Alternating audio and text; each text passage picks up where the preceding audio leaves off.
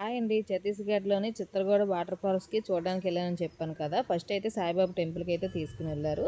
దాని తర్వాత అయితే వెంకటేశ్వర స్వామి టెంపుల్‌కి అయితే తీసుకెళ్లారు. నిజంగా టెంపుల్ అయితే చాలా బాగుంది.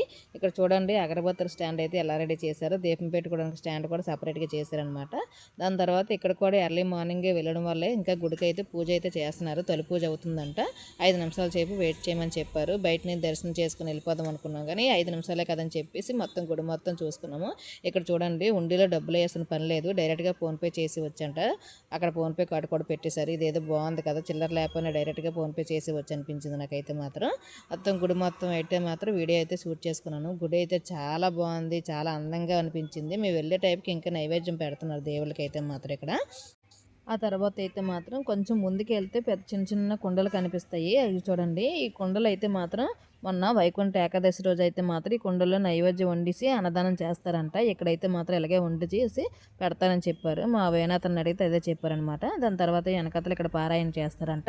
మొత్తం అయితే ఇక్కడ వీడియో షూట్ చేసుకొని ఫోటోలు అయితే తీసుకున్నాము. పైన విష్ణుమూర్తి విగ్రహం కూడా బాగా కట్టారు కదా. దాని తర్వాత అయితే ఇక్కడ అయితే కృష్ణుడిది కూడా చెట్టు కింద అయితే విగ్రహం పెట్టారు. చాలా బాగుంది. దాని తర్వాత రాముల కటౌట్ కూడా పక్కన పెట్టారు. పక్కన చిన్న పరమశాల కూడా కట్టారు. ఈ కాగడాలు చూసారా నేలపైన మొత్తం పెట్టేశారనమాట. అవి వైకుంఠ ఏకాదశి రోజు వెలిగిస్తారంట. దేవుడి దర్శనం అయితే అయిపోయింది. ప్రసాదం తీసుకొని బయలుదేరేసాం.